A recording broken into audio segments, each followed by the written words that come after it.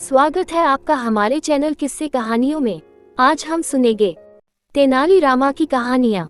शिकारी झाड़ियाँ। महाराज कृष्णदेव हर साल ठंड के मौसम में नगर के बाहर डेरा डाला करते थे। इस दौरान महाराज और उनके कुछ दरबारी व सैनिक उनके साथ तंबू लगाकर रहते थे। राज्य के सभी कामकाज को छोड़कर उन दिनों गीत संगीत की महफिलें सजती और कभी किस्से कहानियों के दौर चला करते थे। ऐसी ही एक सुहानी शाम में महाराज के मन में शिकार पर जाने का विचार आया।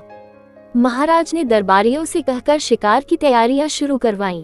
इसके बाद अगली ही सुबह महाराज अन्य दरबारियों व कुछ सैनिकों के साथ शिकार के लिए निकलने लगे। तेनालीराम महाराज के प्रिय थे, उन्होंने उनसे भी शिकार पर साथ चलने को कहा। महाराज की बात सुनकर एक दरबारी कहने लगा, रहने दीजिए महाराज, तेनालीराम की उम्र हो चली है और अब वह शिकार पर जाएंगे तो जल्दी ही थक जाएंगे। दरबारी की बात सुनकर सभी हंसने लगे, लेकिन तेनालीराम ने कुछ नहीं बोला। इतने में महाराज ने तेनालीराम से कहा कि वह दरबारियों की बातों पर ध्यान न दे और उनके साथ शिकार पर चलें। महाराज के कहने पर तेनालीराम भी एक घोड़े पर सवार होकर काफिले के साथ चल पड़े। कुछ समय बाद महाराज का काफिला जंगल के बीच पहुंच गया। शिकार के लिए नजरें दौड़ाते हुए महाराज को पास ही एक हिरन दिखाई दिया। हिरन पर निशाना साधने के लिए जैसे ही राजा ने तीर कमान पर चढ़ाया, हिरन वहां से भागने लगा और महाराज अपने घोड़े पर उसका पीछा करने लगे। महाराज को हिरन के पीछे जाते देख अन्य दरबारियों के साथ तेनालीराम भी महाराज का पीछा करने लगे। जैसे ही महाराज ने हिरन पर निशाना साधा, वो एक घनी झाड़ियों में जाने लगा। महाराज निशाना लगाने के लिए हिरन के पीछे झाड़ियों में जाने लगे। तभी तेनालीराम ने पीछे से महाराज को रुकने के लिए आवाज दी।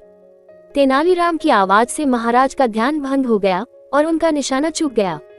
हिरन के झाड़ियों में जाते ही महाराज ने पलटकर गुस्से से तेनालीराम को देखा। महाराज ने तेनालीराम को डांटते हुए पूछा कि आखिर उसने उन्हें झाड़ियों में जाने क्यों नहीं दिया। नाराज होते हुए राजा कृष्णदेव ने कहा कि उसके चलते हिरन का शिकार नहीं हो पाया। महाराज की डांट सुनने पर भी तेनालीराम चुप्पी साधे रहे। महाराज के चुप होने पर तेनालीराम ने एक सैनिक को पेड़ पर चढ़कर झाड़ियों के उस पार देखने को कहा। तेनालीराम के कहने पर सैनिक ने देखा कि वह हिरन जिसका महाराज पीछा कर रहे थे, वो कंटीली झाड़ियों में फंसा हुआ है और बुरी तरह से लहूलुहान है। काफी देर तक प्रयास करने के बाद भी वह हिरन उन कंटीली झाड़ियों से निकल पाया और लड़खड़ाते हुए जंगल की ओर भाग गया। पेड़ से उतरकर सैनिक ने महाराज को पूरी आंखों देखी सुनाई। सैनिक की बात सुनकर महाराज को बड़ी हैरानी हुई। उन्होंने तेनालीराम को पास बुलाया और उससे पूछा कि क्या उसे पहले से पता था कि वहाँ कंटीली झाड़ियाँ हैं।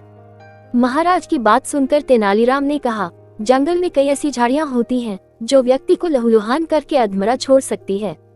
मुझे शक था कि आगे ऐसी ही शिकारी झाड़ियाँ हो सकती हैं।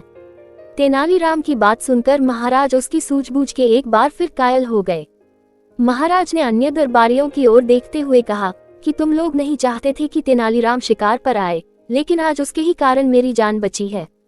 महाराज ने तेनालीराम की पीठ थपथपाते हुए कहा कि तुम्हारी बुद्धि और सूझबूझ का कोई मुकाबला नहीं है। कहानी की सीख, जल्दबाजी में उठाए गए कदम कई बार हमें नुकसान पहुंचा सकते हैं। इसलिए परिस्थिति व आसपास की चीजों को देखते हुए ही सूझबूझ से काम करना चाहिए।